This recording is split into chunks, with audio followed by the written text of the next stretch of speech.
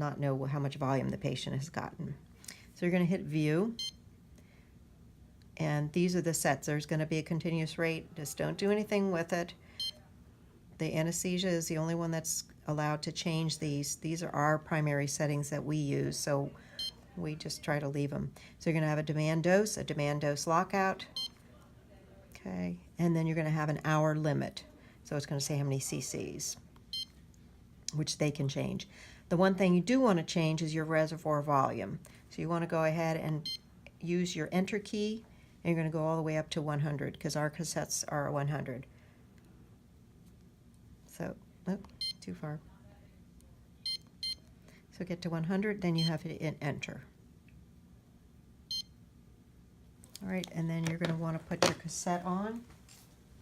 Which, I put keys in my pocket, so you should have keys on your unit.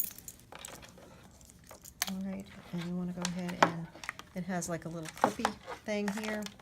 So you want to clip it right here. And then there's a flat back that goes here. The best way to do it is put it up against your stomach. And then you're going to turn the key sideways here. That locks it. That's one lock. Then you have to do a secondary lock. Okay? It's going to say, is your reservoir attached? And you're going to say yes. Okay? And it wanted to say, do you want me to prime your tubing? So you want to go ahead and get your tubing. Again, it has the yellow stripe on it, not the clear tubing. You just want to take it out of your package. Okay. Purple is always to patient. So the other side then has to be the right side. And you're just going to put this together. This is all sterile, kept in a nice unit here. All right, now you're going to go view, and now it's going to say prime tubing. So you're going to say yes. Now to do this prime tubing, you have to hold it down. You also need to make sure that this is open, so that all your latches are open, and then you're going to click yes, and then it's going to go prime, and it's going to prime.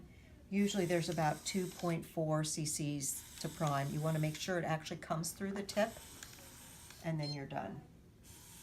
So you just keep priming until you're done, and then you just let up. So if you started to prime and then something happened, you had to sit it for a second, you have to pick it back up, come back. If you leave it for more than probably a minute or two, it resets and it doesn't know you've primed it. So just hit yes again, and then make sure it comes through the tip. You do not want any air in this system going to your epidural space. So then you're done, continue priming, it's going to ask you, and you're going to go yes, because I did enough. And then I'm going to say yes again. Oops.